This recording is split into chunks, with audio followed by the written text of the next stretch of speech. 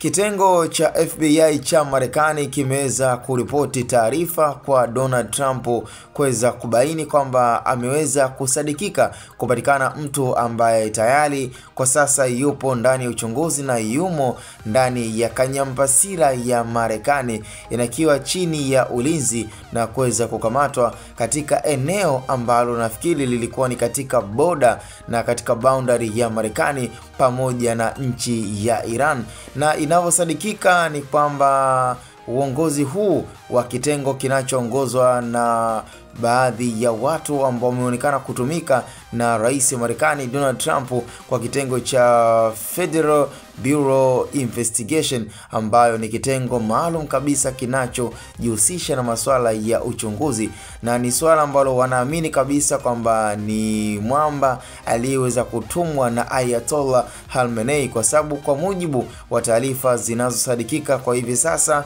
na hata sehemu mbalimbali ni kwamba Donald Trump na yeye yupo katika mawindo ya kutaka kuuliwa, na ndio maana amekuwa akitumiwa baadhi ya watu wasiojulikana ambao wamekuwa kivaa maski kwa lengo la kutaka kummaliza Donald Trump. Ikumbukwe Trump bwana, kwa miezi kama 6 iliyopita aliweza kufanyia shambulio la sikio alipokuwa katika mkutano mkuu kabisa. Sasa ni swala ambalo kwa hivi sasa kwa kutengeneza uadui na nchi ya Iran ni kwamba anatengeneza zaidi pia uhasama na kufanya kiongozi Ayatollah Khamenei kuhakikisha kabisa kwamba anatumia akili ya ziada ili mradi kummaliza Donald Trump. Na ndio maana hata kwa kitengo cha FBI kimeweza kumbaini mtu ambaye alionekana kupatikana katika maeneo ya boundary, yani katika border